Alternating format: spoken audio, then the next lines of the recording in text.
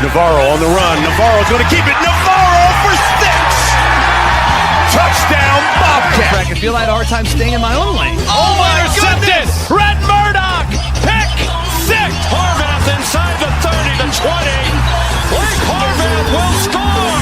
And Mendoza takes a big hit. He never saw it coming. Trey White got in there. There's his man, Rucker.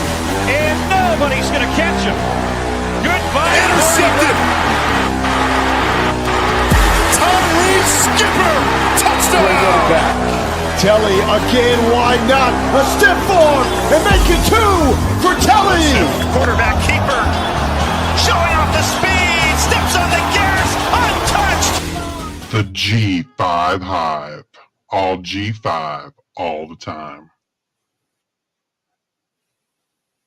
Welcome to the G5 Hive, where we bring you the G6 college football coverage you love each and every week. I am Luke, joined by my co-host, Justice. If you're watching us on YouTube, please smash that like and subscribe button. And if you're watching us on X, give us a follow, a like, a retweet. If you're listening to us in podcast form, please rate and review.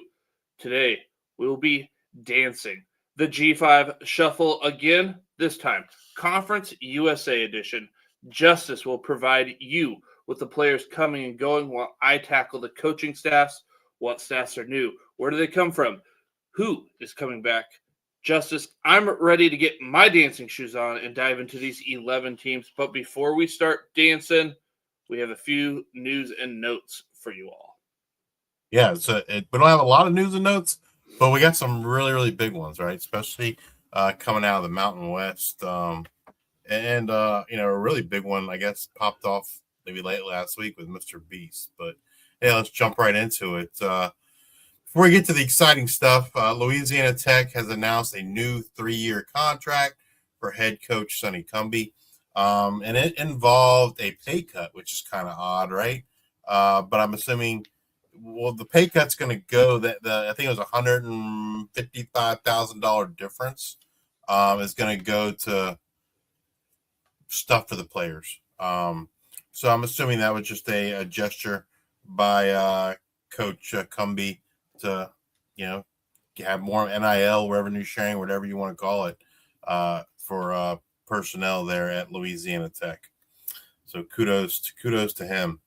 App State has hired Mike Anthony as their new offensive coordinator. He was an offensive assistant most recently at South Carolina. So he joined South Carolina for the 2026 season, so he wasn't there very long. Previous to that, I think he spent 3 years at TCU. He's had stops at Arkansas, etc. So he's the new offensive coordinator for the App State Mountaineers. All right, now let's get to the exciting stuff. Some really big news. So I guess it was late last week where Mr. Beast posted, I think it was on Instagram. He posted something and it said to the effect that could Mr. Beast spend $100 million and make ECU a national champion? If you don't know, Mr. Beast is a Greenville native. And he's used Pirates facilities in the past for his own content. So they have a working relationship. I don't know, be pretty cool. I saw a lot of P4 folks saying $100 million wouldn't buy him a national championship. I don't know. Like I think $100 million would buy you a national championship. I mean, I don't see a P4 spending $100 million on a roster in a single year. I don't know if their point was that it would take more than 1 year to like build up to it. I don't know, but like I think $100 million could go a long way. It'd be like, can you imagine if it happens? If Mr. Beast and East Carolina strike a deal for $100 million, and I mean, we've seen it in baseball. It's called the New York Yankees, or now the Dodgers. Well, you've seen it. You've seen it in college football. Look at the Texas Tech, right? Yeah. I mean, like they did a proof of concept with women's softball, and they didn't buy a national championship, but they made it to the national championship in women's softball and the Women's College World Series last year. And then you saw them take that model over to football this past year. Now, why they didn't win a national championship? They won the Big 12 and earned a bye and made the college football playoffs. So basketball's ranked, doing pretty well too. Yeah, so I think I don't know. It'd be really cool. I'd love to see others jump in and kind of do it with the G5, right? Like what kind of I get Texas Tech's not a traditional power, but they are a Power 4 school. Like I want to see someone come to the G5 and do it, with an ECU or whoever it may be, right? I just think it would be really, really cool, and maybe it would encourage others to try and do the same thing. You know what people should give a lot of money to? What's that? North Dakota State. How about that? Yeah, that's transition right here. That's some pretty big news. Before I get to that, though, earlier in the week there was some other Mountain West news, and that was a new media deal. So they announced a new media deal, I don't know, like Tuesday, I think, of last week. So the Mountain West app, which featured a lot of games, is no longer free unless you have a Amazon Prime subscription. If you have Amazon Prime subscription, then the Mountain West app is still free.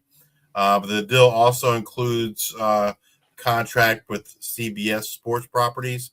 So they have 15 games that'll either be on CBS or the CBS Sports Network. And then they also have a deal with the Fox Sports Networks.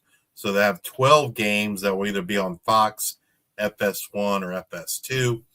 And then after the Mountain West announced that media deal, obviously there's a lot of comparisons between the Mountain West deal and the Pac-12 deal. And everyone was saying it's kind of like it would have been so much better if these two could have agreed and came to an agreement, and so on and so forth. But we know that didn't happen for whatever reason. And then, you already kind of dropped the big news that just happened. I guess, was it yesterday or Saturday? 2 days ago. It was made official with North Dakota State joining the Mountain West as a football-only member. They will begin in 2026. If you're not familiar with North Dakota State, man, all they do is win, baby. 10 national championships on the FCS level. They have won 10 of the last 15 FCS titles. They had a streak, I think, of 5 in a row that they won. The Kibby Dome's coming to the Mountain West. It's like I was always under the impression that they never wanted to come to the FBS. They dominated the FCS for so long. But I guess now they're saying we were just waiting for an invite. No one ever invited us. I'm surprised the Pac-12 didn't jump after them. But yeah, coming to the Mountain West, that's huge for the Mountain West, man. North Dakota State's they're a legit program. Like I said, kind of surprised the MAC didn't actually go after him. They seem like they would be I don't know, that play style seems like it has MAC written on it too. So I'm kind of surprised that the MAC didn't, with Northern Illinois leaving and some other teams leaving. Yeah, it's just kind of crazy that no one had really invited them, given all the success that they've had. But yeah, Mountain West gets a lot better there with the addition of North Dakota State. Sticking with the Mountain West, as we mentioned last week, Hawaii started their spring practice last Tuesday. So they got 1 week of spring practice under the belt.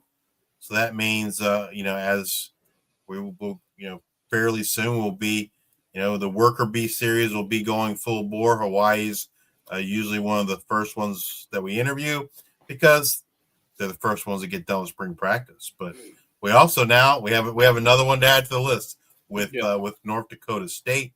Hawaii also announced they're looking for a new broadcast partner, as they don't want So if you're not familiar, Hawaii games that weren't like on a national network, they're on Spectrum Sports in the past. And for those of us on the mainland, it was free. We could watch it.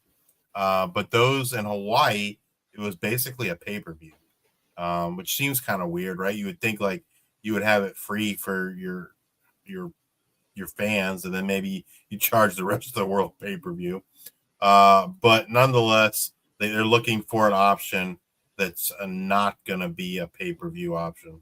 So stay tuned to see what Hawaii comes up with for their games. And then, Justice, talking about North Dakota State before we kind of touch on our last piece of news here, if you're interested in North Dakota State, you don't follow them, on our website, G5Hive.com, we have the coaching. We have, hey, what do quarterbacks do if you play college fantasy football or you just want to know more about the teams? What does their system look like? Do they have one quarterback? Do they play two quarterbacks rotating? Is it a workhorse? Do they spread the ball around? What do they do in the red zone? Do they target the tight ends? All of that. As soon as that news dropped, you could have looked it up. We have it there. Take it away, Justice. Yeah, we got it for FCS, which is a relatively new edition. I guess that was, I don't know, last week or week before last. We got that added. And then we've had FBS since we've launched, we've had FBS systems. That's been updated for 2025. But yeah, it's offensive system data, quarterbacks, running backs, wide receivers, tight ends. You can filter on teams, coaches, offensive coordinators. The FCS data, I believe, goes back to 2021, and the FBS data goes back to 2016. And, it's a great time to join. Right now, we have a promo code going, G5 Hive VIP, all uppercase, all one word. And that gets you half off your first year subscription.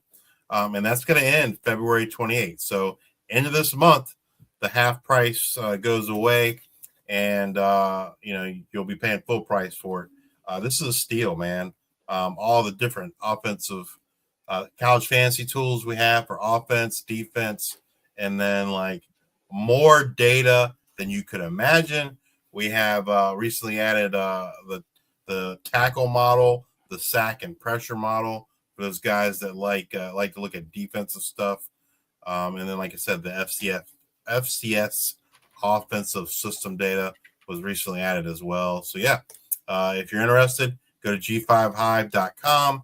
Use promo code G5HiveVIP to get half off your first year. That code ends February 28th of this year, 2026, end of this month. So you go and subscribe today on February 9th, 2026. Your subscription is good until February 9th of 2027. So you'll get the full 2026 college football season. If you're interested in more about about the website in terms of like what we offer, what we have, go over to our YouTube channel. We did a website walkthrough, I guess, 2 weeks ago now. Last about an hour and a half, and we took you through every single aspect. The integration with Fantrax, which is where you can play college fantasy football, how to manage your leagues and get those imported, all the different tools that we have for college fantasy football. And then we went through the data suite showing you all the data we had at that time. At that time, we did not have, I think we had the tackle model, but we did not have the sack and pressure model yet. And the historical FCS system data was not there, but we did show the FBS system data in that video. And the FCS is just the same type of information just for the teams in the FCS. So, yeah, that's pretty much it. Best way you can support us, support our website. If you can't do that, and then like Luke said earlier, hit that like and subscribe button on YouTube. Follow us on X, and yeah, appreciate everyone's support. Brett, yes. Don't know. Hawaii's still looking for a broadcast partner. So Brett's asking about will the Hawaii game still be free as part of the Mountain West Conference app. So the Mountain West Conference app's only free if you have Amazon Prime. And they're, like I said, Hawaii's looking for a broadcast partner. So to be determined, like what that's going to look like. But stay tuned. Hopefully it's free, and hopefully the games. Maybe they'll do something with Amazon Prime too as well. I'm not sure, but stay tuned. We find out news, we'll be sure to let you know. All right. Well, let's get on into our coaching changes. Our G5 Shuffle Conference USA edition, and let's start with the Delaware Blue Hens, who were 7-6 last season. Now that's 2 less wins than they had in 2024, where they were 9-2. But this was their first year in Conference USA. I think they overperformed, in my opinion, of what I thought they could do. It was great. Coaching changes. They're adding a co-DC. You've got head coach Ryan Carty will be back for his 5th season. OC Terrence Archer will be back for his 3rd season. Defensive coordinator Manny Rojas will be back for his 7th season. And like I said, the addition of a co-DC in Rocco D'Amico. He originally joined the staff in 2023 as he coached the linebacking group. And in 2024, he was also the special teams coordinator on top of the linebacking. So you got to imagine this is a trying to get you more money. Yes. So I assume, Manny Rojas is going to be the one calling the shots there on the defense, but Rico adds his name to this defensive coordinator in the staff. Player wise, I was a little surprised. Like they don't lose a ton. They lose a couple big guys, like in terms of productive players, but they're not losing a lot of guys either out of eligibility or in the portal. To your point earlier, Luke, they definitely surprised me last year. I did not. I thought, like, coming into the season, I thought, well, between the two teams, between Missouri State and Delaware, I expected Missouri State to do better, and I thought Delaware might be near the bottom of the conference. But both of those teams surprised us, and both got bowl eligible. And due to the lack of teams, they both went to bowl games. So kudos to the Delaware Blue Hens in year one, making a bowl game. But players leaving, probably the biggest loss, I would say, or maybe one of the biggest losses, is their all-star wide receiver, top wide receiver in 2025 is gone. Kyrie Duplessis, he is out of eligibility. Offensive lineman Fenton Bros out of eligibility. Offensive tackle Anwar O'Neal is off to Louisville. That's a big loss. Defensive tackle Keyshawn Hunter is out of eligibility. And safety Anthony Crenshaw is off to Baylor. But all in all, not a ton of losses there for the Delaware Blue Hens. Who are they bringing in? Wide receiver Bryson Graves from Coastal Carolina. Very interested to see if he can, step into maybe that vacated role from Kyrie Duplessis. Offensive tackle Jack Small from Duke. Cornerback Jaquez Alexander from North Dakota State. Safety George Mullins from Michigan State. And defensive lineman Sam Siafa from Penn State. So they're not bringing a ton in, but they didn't lose a ton from last year's team. Obviously, the big returner, their quarterback Nick Menacucci, who had an outstanding season in 2025, and I'm sure the Blue Hens are trying to build upon last year and maybe challenge for a conference title here in 2026. All right. Moving on to the Florida International Panthers, who finished 7-6 last season, 3 more wins than their 4-8 finish in 2024. We had a new coaching staff for the most part last year. Everybody's back. We got head coach Willie Simmons comes back for his 2nd season. Offensive coordinator Nick Coleman comes back for his 2nd season. And then the guy who's been around for a while there, defensive coordinator Javon DeWitt, comes back for his fifth season as FIU looks to build on a stellar performance that they had in year one with this coaching staff. Yeah, I mean, Willie Simmons got them to a bowl game, and I don't remember how long it was the last time they went to a bowl game. I feel like it was 10 years or more, right? But anyway, successful season for FIU.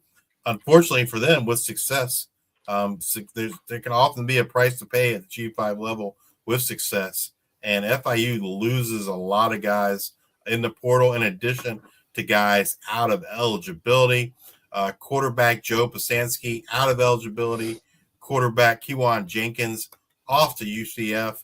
Running back Kajan Owens out of eligibility. Wide receiver Alex Perry off to Illinois. Offensive lineman Julius Pierce out of eligibility. Offensive lineman Jaheim Buchanan off to TCU. Offensive lineman Michael Rabis off to Cal. Offensive lineman Daniel Michelle off to JMU. Moving over to the defense, Keegan Davis out of eligibility. Zion Chapman on the defensive line off to Minnesota. Linebacker Dwight Nunu off to Akron. Our G5 Hive freshman defensive player of the year, safety Josiah McGrew, is off to Arizona State. Cornerback Victor Evans III off to Nebraska. Cornerback Brian Blades II off to Wake Forest. Safety Mr. Clark off to Purdue. And cornerback Ashton Lavelle's off to East Carolina. So a lot of losses, both offense and defense, especially in that defensive secondary, man. They're going to have to rebuild the entire offense, losing both the quarterbacks that started all the games a year ago and Pasansky and Jenkins, losing Keyshawn Owens, who had a breakout season in 2025, and then their top receiver, Alex Perry, as well as all those losses on the offensive line. All right, who are they bringing in? They're bringing in quarterback J.J. Cole coming over from App State, wide receiver Greg Gaines III from Rhode Island, and then moving over to the defensive side, defensive lineman Jamori Flagg from Florida State, defensive lineman Elijah Simmons from West Virginia, and then the secondary, they're bringing in safety DeAndre Boykins from Oklahoma State and cornerback Avante Floyd from Duke. And then at linebacker, they're bringing in Ja'Cory Stewart at Kansas. It's going to be interesting to kind of see what happens with FIU. They had a lot of success a year ago. They lose so many of the star players on offense and defense. Remains to be seen, like what they've added, if they can replace that the quality of what they lost. We'll see. But Willie Simmons certainly turned things around in year one. We'll see if he can build on that momentum with essentially a whole new starting lineup, at least on offense anyway. Be interesting to kind of see what FIU looks like in 2026. And having J.J. Cole, assuming he's going to come in there and win that job, that'll be a little bit interesting based off of what they've had before. I mean, Joe Pazinski threw the ball really well. Keon Jenkins was more of that mobile quarterback, so I think it can work out. But I know J.J. Cole's a little up and down last year with App State. All right, well, let's move on over to Jacksonville State Gamecocks, who finished 9-5 last year. Same 9-5 as they had in 2024. Just no conference championship game this year. Charles Kelly, head coach, comes back for his second season, but there is a new OC as Clint Trickett is out. He's going to be the quarterback's coach at Arkansas. In comes Taylor Housewright, will be his first season. In 2025, he was the Jacksonville State tight end coach, but the last time he was an OC was with Montana State from 2021 through 2023. He likes mobile quarterbacks. And he will use two. And for those who play fantasy football or college fantasy football, it can be useful. Usually you don't like two quarterbacks split in time, but when I look at the data, it looks like a quarterback one and quarterback two could be viable. His quarterback one averages 24.8 points, while his quarterback two averages 28.33 points in a 6-point passing touchdown league. So that's kind of exciting. All the quarterbacks seem to be used on the ground. of the 6 quarterbacks over 3 seasons, 4 of them had double-digit rushing touchdowns. So look for quarterback to be a runner. Caden Creel. Big year for Caden Creel, maybe. That's what it looks like. And then defensive coordinator Brian Williams back for his second season. Justice, who's leaving and who's coming in? They have a couple of big losses. Again, they've been successful 2 years in a row. They no loss, probably bigger than college football leading rusher in 2026 in all of college football, and that's Cam Cook. He is off to West Virginia. No more Big Papa Pump, little Papa Pump, maybe you want to call him. Scott Steiner's son, wide receiver Brock Rex-Steiner, is out of eligibility. Offensive lineman Omari Grayson is off to West Virginia. Omari was a sophomore 2 years ago. He was on our all-freshman team. Offensive tackle Reggie Jackson's off to Boston College. On the defensive side, defensive lineman Tian Carter off to Vanderbilt. Defensive lineman Emmanuel Owabadejo off to Florida. And defensive lineman Darrell Prater off to Illinois. And they lose safety Malcolm Jones to Iowa State. Who are they bringing in? Offensive lineman Cam Griffin from West Virginia. Offensive lineman Caleb Holmes from Pittsburgh. Offensive lineman Jackson Bunn from Kentucky. And offensive lineman Bo Burks from UNC. So a ton of offensive linemen they're bringing in, which they need to. They lose their 2 top guys in Jackson and Grayson.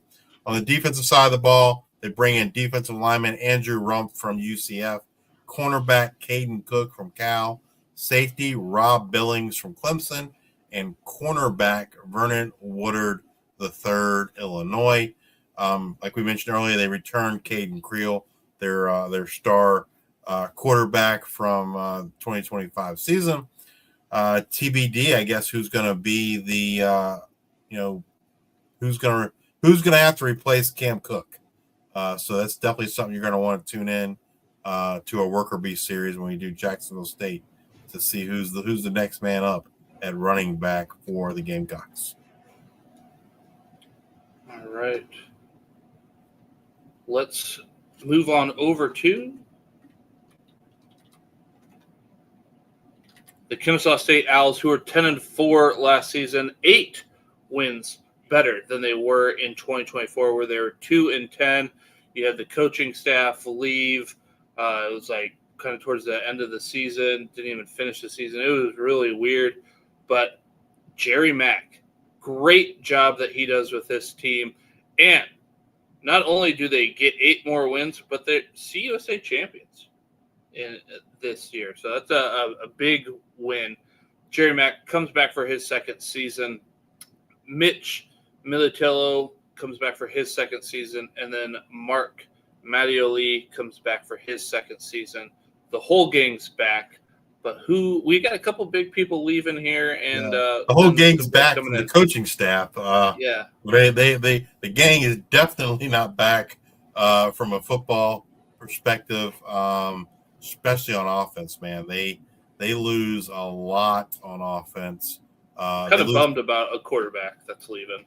Yeah, they lose both their all 3 quarterbacks from a year ago. The star quarterback from a year ago, and Amari Odom off to Syracuse. Quarterback Dexter Williams II off to Tulsa, and touchdown Tommy Ulatowski is off to App State. Their top 2 receivers are also gone from a year ago. They're number 1 and Gabriel Binyards out of eligibility. And then his running mate, Christian Moss, is off to Washington. They also lose probably 2 of their best offensive linemen, and Brandon Best off to East Carolina, and Josiah Chenault, who is in the transfer portal, no destination yet. Defense, they have 2 big losses. They lose 2 of their better young players, true freshmen, Elijah Hill, I believe he had 10, maybe 10 and a half sacks this past year as a true freshman. He is off to Kansas State. And then I believe sophomore cornerback Jericho Washington Jr. Off to Boise State. Those those are big losses on defense. Couple that with the losses on offense. Jerry Mack's going to have his work cut out for him in terms of trying to repeat as Conference USA champs. Who are they bringing in? They bring in quarterback Ricky Collins from Syracuse. So it's kind of like they traded, right? They say, we'll give you Amari Odom, you give us Ricky Collins. Kind of obviously not a trade, that doesn't happen, but it's kind of what happened. They swap spots. They're bringing in running back Tristan Morgan from Benedict College, running back Latrell Murrell from West Georgia. That might be a name to watch.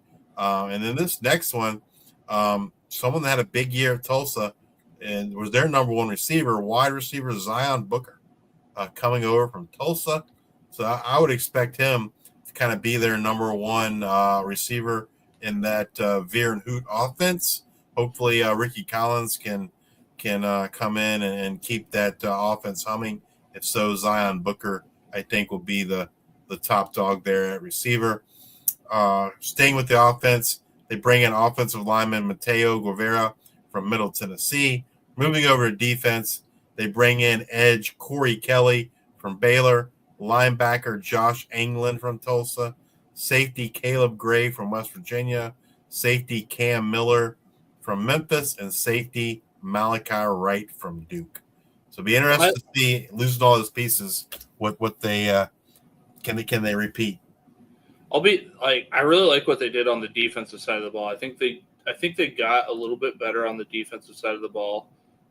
Maybe not a whole bunch better from last year, but I think marginally better.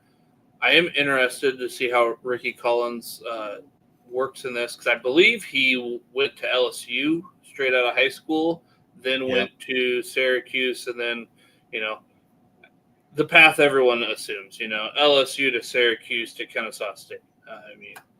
With a former LSU quarterback. So it'll be kind of interesting to see how that goes. And I love Zion Booker there.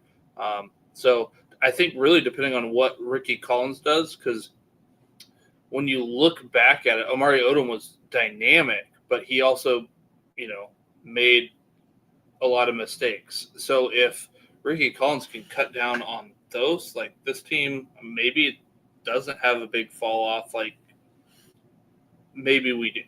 I don't know. It's very interesting, but I think it really relies on Ricky Collins there. Yeah, he's a key. All right, let's move on to the Liberty Flames, who were a disappointing 4-8 in 2025, an inverse record of their 8-4 output in 2024. We do have some coaching changes. Head coach Jamie Chadwell comes back for his 4th season, but is there writing on the wall? Liberty, is he on the hot seat? Before, you usually get fired or you leave somewhere else. You change offensive and defensive coordinators, but this one's a little bit different. Offensive coordinator, Liberty had 2 OCs last year.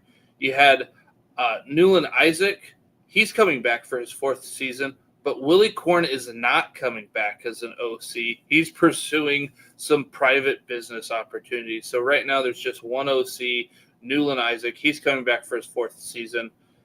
A little interesting. And then on the defensive side of the ball, Liberty had co-DCs as well. Kyle Krantz is out as he's going to Colorado State. Sean Quinn will be in his 1st season, and he will also coach outside linebackers. He comes in from Virginia Tech, where he coached outside linebackers last season. He coached the star and Nichols position in 2023 and 2024, and the Sam linebackers and Nichols in 2022. He was the defensive coordinator at Savannah State in 2018, and he was promoted to a head coaching position in 2019 through 2021 there at Savannah State. Skylar McGee was the co-DC last season. He also returns for his 4th season. So things change, but things stay the same there at Liberty. I will be curious if he is on the hot seat there. Well, one thing that'd be a little bit different, I'm pretty sure, for the offense, I'm pretty sure Willie Korn was the play caller. And so whether that's going to be Chadwell now or Newland Isaac, we don't know. But so it'll be a little bit different there anyway. Player-wise, They have some big losses as well. We'll start with the quarterbacks. They lose Michael Merdinger off to Minnesota. Quarterback Jaden Bradford off to South Florida. Probably the big loss here, running back Evan Dickens, who came on strong really the back half of the season for Liberty, is off to Boston College. Running back Vaughn Blue is off to Central Michigan. Wide receiver Dante Lee Jr. off to Texas Tech. Offensive tackle Dejaquan Jackson off to Southern Miss. Moving over to the defensive side, they got cornerback Dexter Ricks Jr. off to Texas State. Cornerback Christian Bodner off to Oklahoma State. And safety Brylan Green out of eligibility. So, probably the big loss there is Evan Dickens at running back. Who are they bringing in? This is really interesting because Ethan Vasco returns, but they bring in quarterback Deshaun Purdy from Wake Forest, quarterback Jalen Henderson from West Virginia.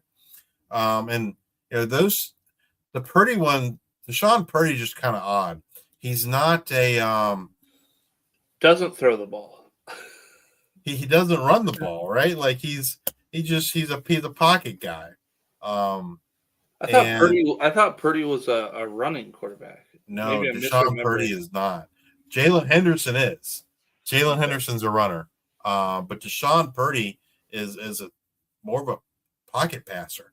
And, as we saw last year, when Ethan Vasco wasn't there and they had to rely on Merdinger, who really was a pocket passer, didn't really do much. And just, I don't know, like the whole thing kind of puzzles me, both of those guys coming in, because Vasco's still there. Jalen Henderson, I got to assume this is Jalen Henderson's last year of football. I don't know. It's just kind of weird with those two quarterbacks. But nonetheless, they bring in Deshaun Purdy and Jalen Henderson. And then they bring in, like, if you're wondering, like, who the next Evan Dickens is going to be, like, good luck, because they bring in I'm really excited about one of these names, and then I'm like, oh, well, that's a good name. That's a good, like. Yes. Like, they bring in a bunch of capable running backs. Start off with running back Kanye Udoh from Arizona State. Before that, he was with Army. Running back Justin Marshall from Colorado State. Running back Teron Kelman from Wyoming. Running back Peyton Jones from Duke. And running back Kam Davis from Florida State. Both Marshall and Kanye Udoh have had great seasons already. I'm excited about Kanye Udoh.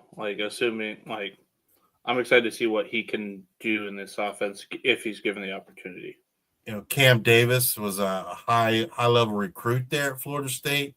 Things didn't work out. I think if you told me I had to pick one, I think I'm going to pick Kanye Udoh. But, man, they got a lot of talented running backs, and it could be a situation where, all these guys are getting touches in the game one way or the other. And so that means there's not going to be an Evan Dickens that's going to run for 250 yards, and I think he did that like 2 or 3 times this past year. All right. Getting back to guys coming in, wide receiver Mekhi Jackson from Indiana, tight end Kelsey Johnson from Baylor, tight end Zeke Wimbush from Virginia Tech, offensive tackle Val Erickson from NC State, offensive lineman Alex Burkmeyer from Penn State, offensive lineman Jude Foster from Ole Miss. On the defensive side of the ball, they bring in cornerback Ashton McShane from Boston College and linebacker Kyle Firm from SMU. Maybe to your point, Luke, Coach Chadwell thinks he's on the hot seat, and he's going to make sure he has plenty of options at quarterback and running back. So Liberty brings in the third most amount of people from the portal for CUSA, and then they lose to the portal the second least with 11, tied with a couple other teams. So they're adding a lot of new guys, not losing much. And I think maybe there is a hot seat. So this will be a very, very interesting season here for Liberty. Yeah, they've had by Liberty standards, you could say they've had 2 down years, right? Yeah. Under Coach Chadwell. So, and from a resources standpoint, like at least from a revenue sharing standpoint, they got money. I'd be shocked if they don't have the most amount of revenue sharing money available in all of Conference USA. I think they got to be one of the tops in the G5. So yeah, it could be do or die time there for Coach Chadwell. Going back to Sean Purdy, was he the quarterback at Charlotte a couple of years ago? Yeah, 2 years ago. 2 years ago, he was the freshman at Charlotte. That's right. And then he could go to Florida. Yeah, he went to Florida. Thought right. he was going to beat out DJ Lagway, I guess. And then he ended up at Wake Forest last year. And he played some for Wake Forest. And but again, I think Wake Forest, they wanted a mobile guy, and he's not a mobile guy.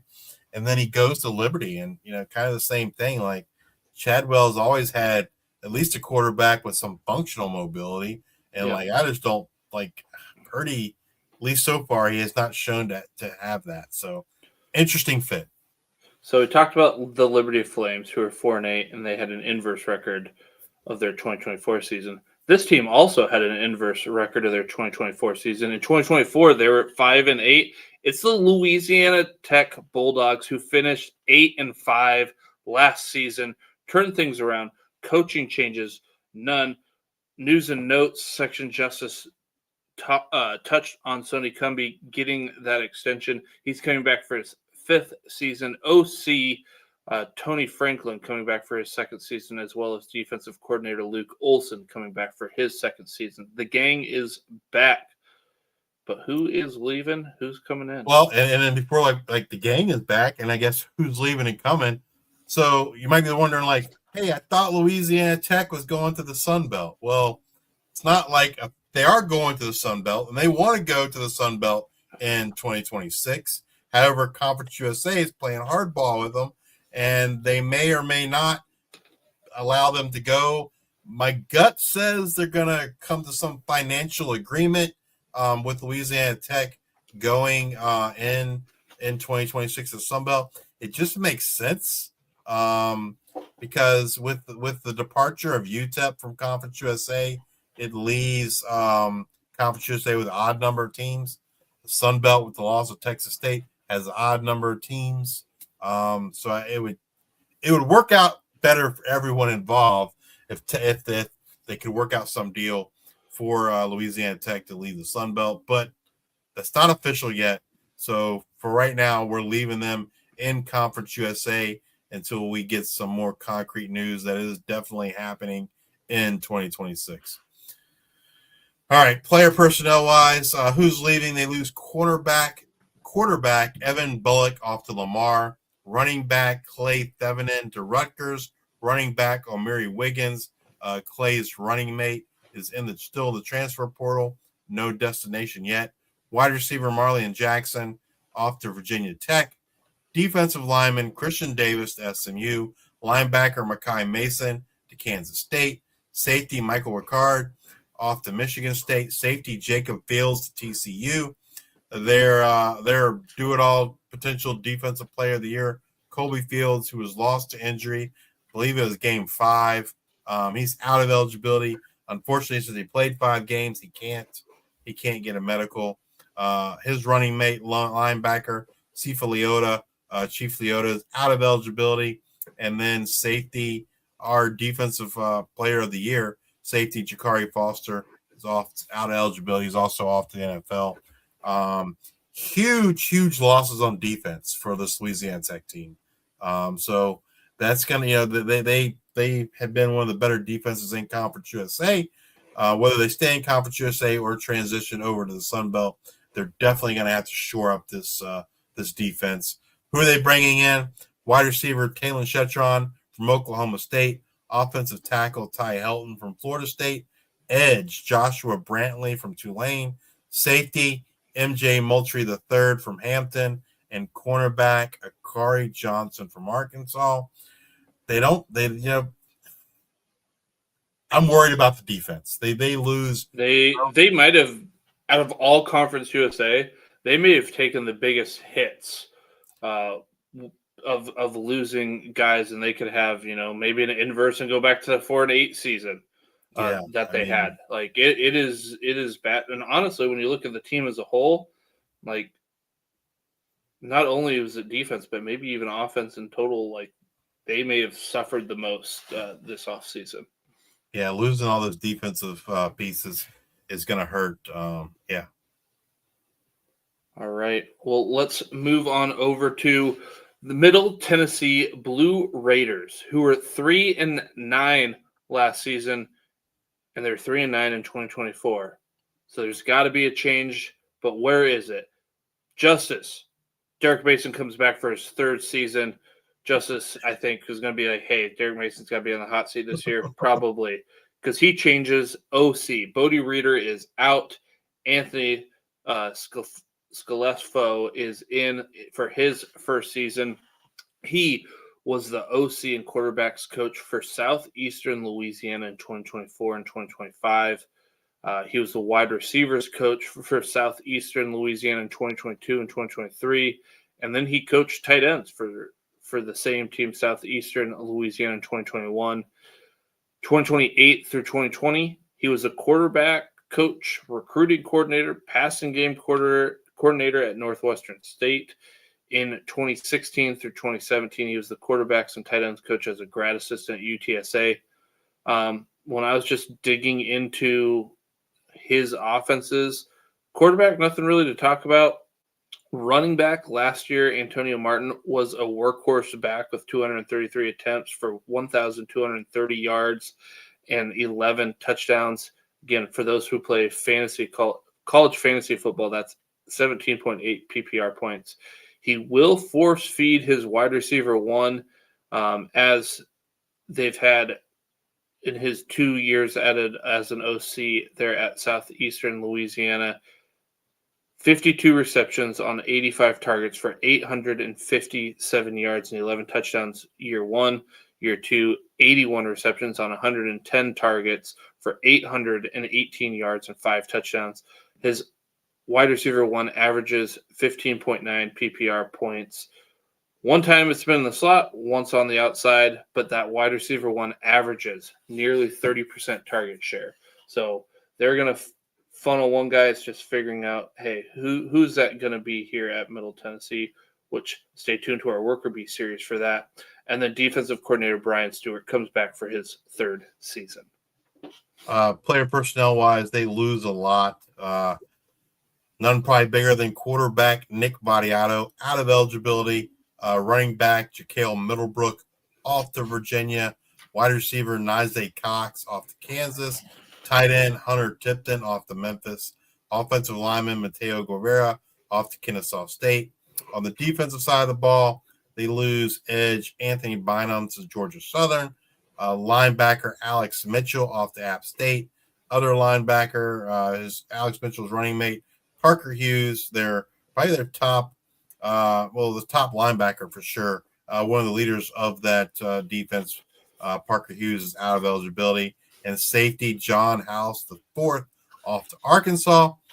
Who they bringing in? Luke already told you about what he did for his OC last year at Southeastern Louisiana. They bring in running back Antonio Martin Jr. He was at Kansas State, ended up at Southeastern Louisiana. They bring in wide receiver Marcus Allen from Mississippi State, offensive lineman Reese Tripp from Minnesota. On the defensive side of the ball, Justin Bodford from Missouri, cornerback Ricky Lee III from Sacramento State, cornerback James Johnson from USC, safety Dyson McCutcheon from Washington, and linebacker Ashton Taylor from Jackson State. Yeah, I mean, looks like Antonio Martin Jr. is gonna be the man. Name to know there for Middle Tennessee. Derek Mason. I'm kind of shocked he made it a third season. I thought they would let him go. You got to think this is like put up or shut up time for Coach Mason, and it looks like he's hitching his wagon to Coach Selfo and to Antonio Martin Jr. hopefully, they got Roman Gagliano, who started, I don't know, the last 2-3 games of the year, looked really, really good. He's a dual threat guy. So hopefully, they can have that offensive line going. And, Jaquel Middlebrook was an outstanding running back. And so things didn't always work out for him in terms of, the offensive line wasn't great. Hopefully, for Coach Mason's sake, they can have a better O-line this year and get things going with Roman Gagliano and Antonio Martin Jr. And when I look at this, I think their offense took the biggest hits, obviously, losing that leadership there with Vadiato. Gagliano looked pretty good in his starts. And then Jaquel Middlebrook, obviously, big loss. Cox, Tipton, all big losses. So I think probably the offense takes the biggest hit. Defense, it took a hit, but probably not as bad the offense. Let's move on over to Missouri State Bears, who were 7-6 last season, one less win than in 2024, where they finished 8-4.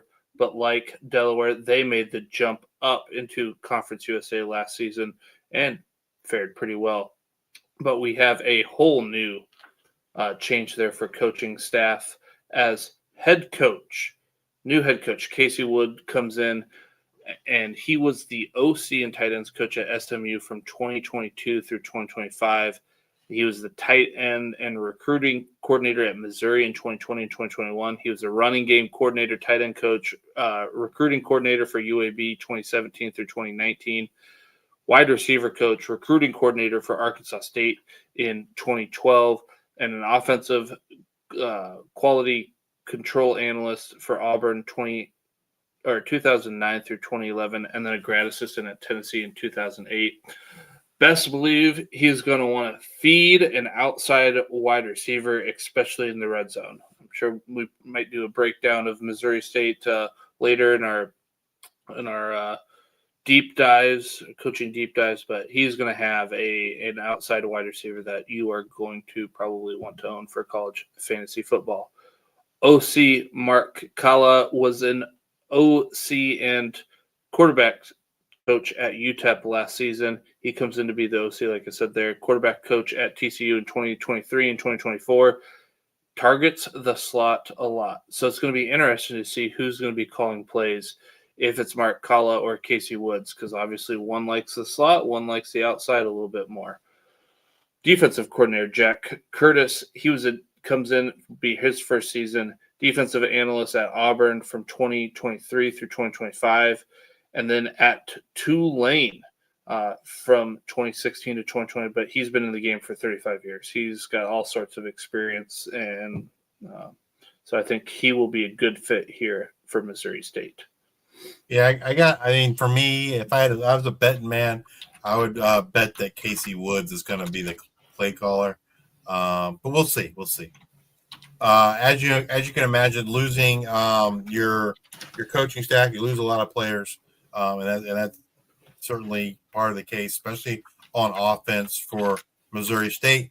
But quarterback Jacob Clark is out of eligibility. Their young freshman quarterback who started, I think, at least one game for sure in 25. Deuce Bailey, he follows the old coaching staff over to Coastal Carolina. Friend of the show, running back Shamari Lawrence is out of eligibility. Freshman receiver Tristan Gardner follows the coaching staff over to Coastal Carolina. Same for tight end Jackson Cole. Offensive lineman Ibudike Nanabugwu is off to South Carolina.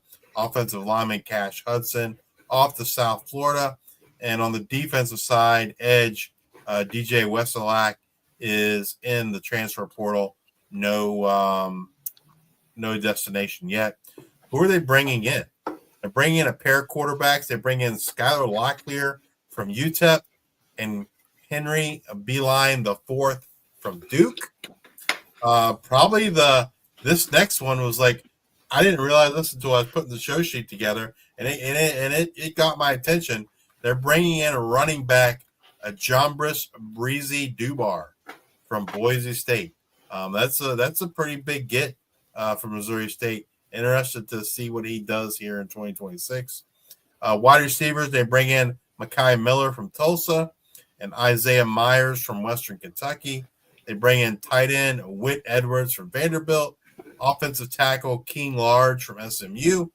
Moving over to the defensive side of things, they bring in edge Kellen Lindstrom from Tennessee, edge Dylan Brooks from Kansas, defensive lineman Markel Chapman from Iowa State, and linebacker Stratton Schufelt from UTEP. I'm just really interested to see can they keep that momentum from a year ago. The offense was outstanding in 2025. The defense not so much. So hopefully they can shore up that defense, get a little better on defense, and keep things humming on offense. I think potentially their offense could be slightly better than it was last year. Maybe not. I don't think they took a step down. So, all right, let's take a look at New Mexico State Aggies, who finished 4-8 last season.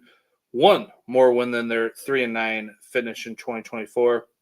When it comes to the coaching staff, no changes here. Head coach Tony Sanchez comes back for his third season. Offensive coordinator David Yost comes back for his second season. And defensive coordinator Joe Morris comes back for his third season. Player-wise, they have a couple of impact losses. Quarterback Jalen Patterson, who was someone I was really excited about. He was a true freshman a year ago. He entered the transfer portal. He has not picked a new school yet.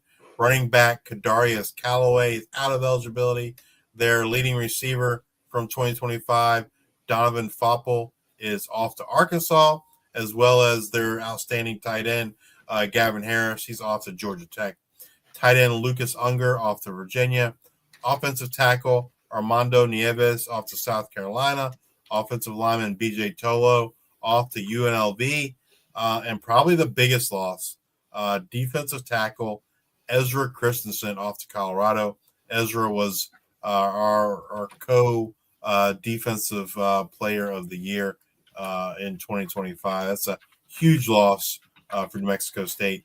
Linebacker Tyler Martinez, also off to Colorado. Linebacker Quincy Davis to Kansas. Safety Naeem Mitchell off to Colorado. I needed a lot. I meant to look this up and I didn't, to see if there's some New Mexico State tie into Colorado with all those defensive pieces going off to Colorado. Maybe there isn't. It's just all coincidence or money, etc. But it just seems odd with all those guys going to Colorado. Maybe there's some kind of connection in terms of a coach or something. Players they're bringing in, they bring in quarterback Trey Hedden from Furman, running back Terrell Washington Jr. from Iowa, running back James Jones from Delaware State, wide receiver Miles Libman from Stanford, wide receiver Delvin Ellison from Washington State, tight end Carson Suiesue from Oklahoma State, offensive lineman James Williams from UTEP, offensive lineman Luke Moyes from Wofford, offensive lineman Tyler Kenneth from Boise State. And then on the defensive side of the ball, they bring in edge Vic Shaw from UTSA and defensive lineman Kyan Roberts Day from UTSA. Is this the year that New Mexico State, gets back to bowl eligibility? I don't know. It's gonna, I think they lose so much on defense. Like it's gonna be hard. Especially Ezra Christensen losing him. I think they probably take the biggest loss on the defensive side of the ball, losing the guys that they did here. Yeah, it's gonna be a tough road in 26, I think, for New Mexico State and Coach Sanchez. Well, can 2026 be any better for the Sam Houston Bearkats, who finished 2-10 last season? You'd like to think so. 8 less wins than their 10-3 record in 2024. Coaching changes. No coaching changes here. Head coach Phil Longo back for his second season. Offensive coordinator Zach Peterson back for his second season. And then defensive coordinator Freddie Autry-Lindsey back for his second season. I do want to mention it's pretty confusing when you look at their staff. Zach Peterson named the OC. We know it's a Phil Longo offense. Phil Longo's calling the shots. He's calling the plays. And it's just interesting because Zach Peterson has the OC tag, but all of his bio stuff just talks about running back coach and how he coaches the running backs. There's literally like nothing that talks about him being an OC other than he has that title. So kind of interesting. He's got the title of OC, but Phil Longo, the OC. Yeah, I mean, 2025 was bad for Sam Houston. They go from the high of 2024, big roller coaster, low, yeah, high, to the one of the worst teams in all of FBS. Plus, you got you don't even play your home games at home. You have to travel, an hour and a half or so for your home games. I mean, I don't know. I think like the defense has to be better. I don't think they can be a lot worse, but I don't know with the offense, man. Like I don't know if the offense is going to be any better here in 2026, but we'll see. So players, personnel wise, they lose quarterback Mabry Matower in the transfer portal. To be determined where he's going to end up. Quarterback Hunter Watson also in the transfer portal.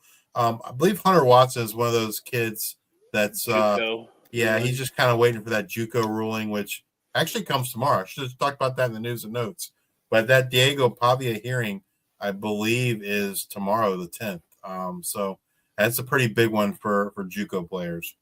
Wide receiver Michael Phoenix II, also in the portal, no destination yet. Offensive lineman Rhett Larson off to Western Kentucky, and offensive lineman Colt Dietrich off to Washington. Who are they bringing in? Wide receiver Kyan Barry Johnson coming over from Wisconsin. So he has some familiarity with Coach Longo's. Coach Longo was the OC there, I believe, in 23 and 24. Got fired in 24. Tight end Max Wisner coming from Akron. Defensive lineman Jarrah Anderson from Arizona. Edge Zion Taylor from Houston. Defensive lineman Dimitri Nicholas from Maryland. Edge Jaden Fry from Boston College. Defensive lineman Justin Terrell from NC State. Linebacker Elijah Groves from NC State.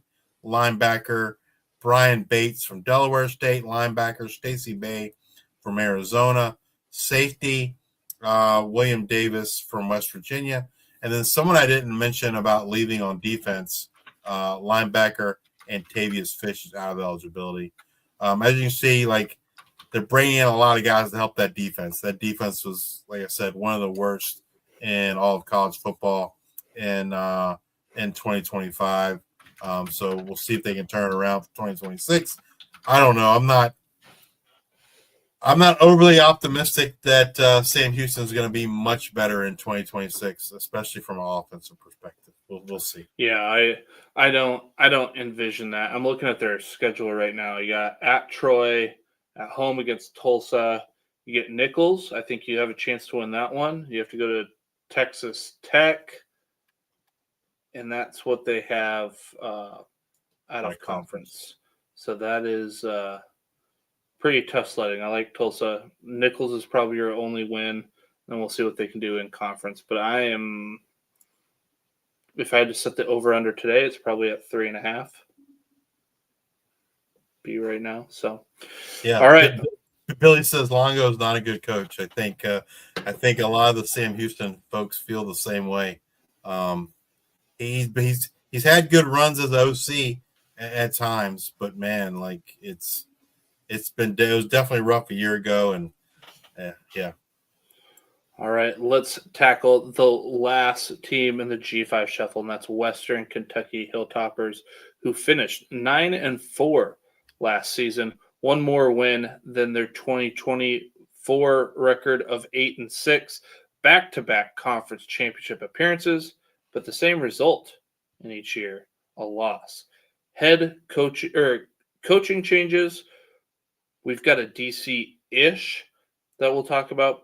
Head coach Tyson Helton comes back for his new OC. Too. Oh, yeah, new OC. Tyson Helton comes back for his 8th season. Bodie Reeder it'll be in his first season, coming over from Middle Tennessee. Before that, he was at Northern Iowa. Rick Bowie's off to UTSA to be their OC. Defensive coordinator Devon Brown is off to Cal Berkeley to be their co-DC, but Davis Merritt comes back for his second season. They were co-DCs their last season at Western Kentucky. So David Merritt comes in. He'll be the guy.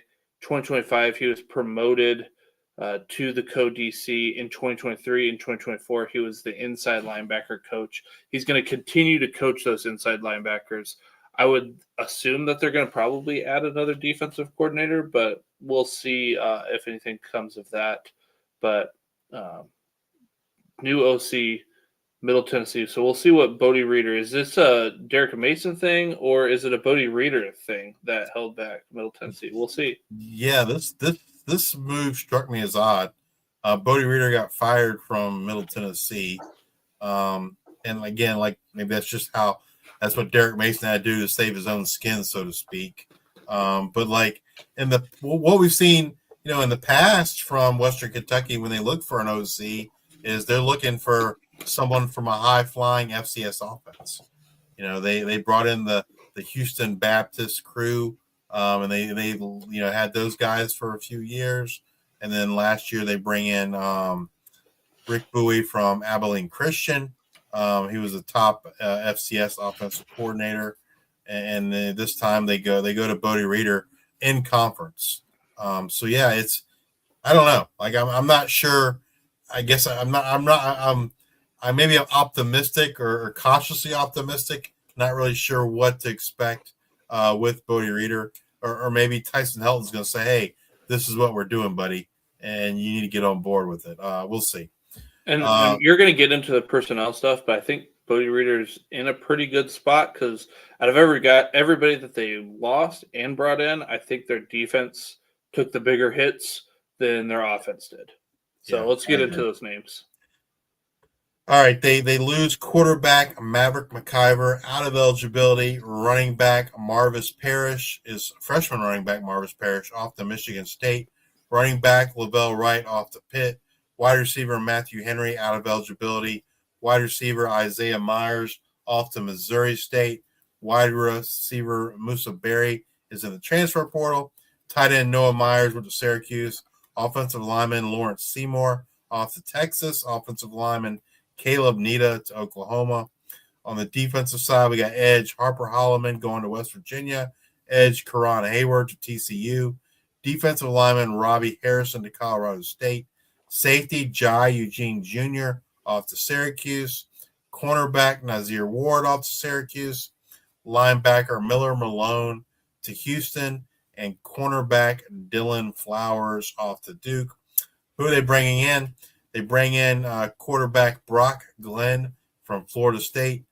He's going to compete with Rodney Tisdale Jr., who kind of was ended up becoming their starter, I don't know, midway through the season or so, and looked pretty good.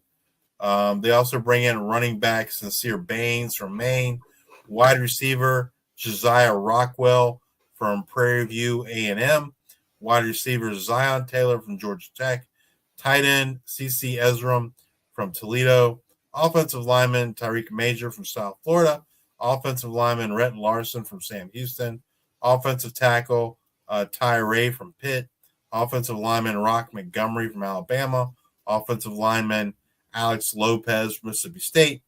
Defensive side of the ball, they bring in Jacob Cosby Mosley from Wake Forest, a safety, and linebacker Garrison Madden from USC.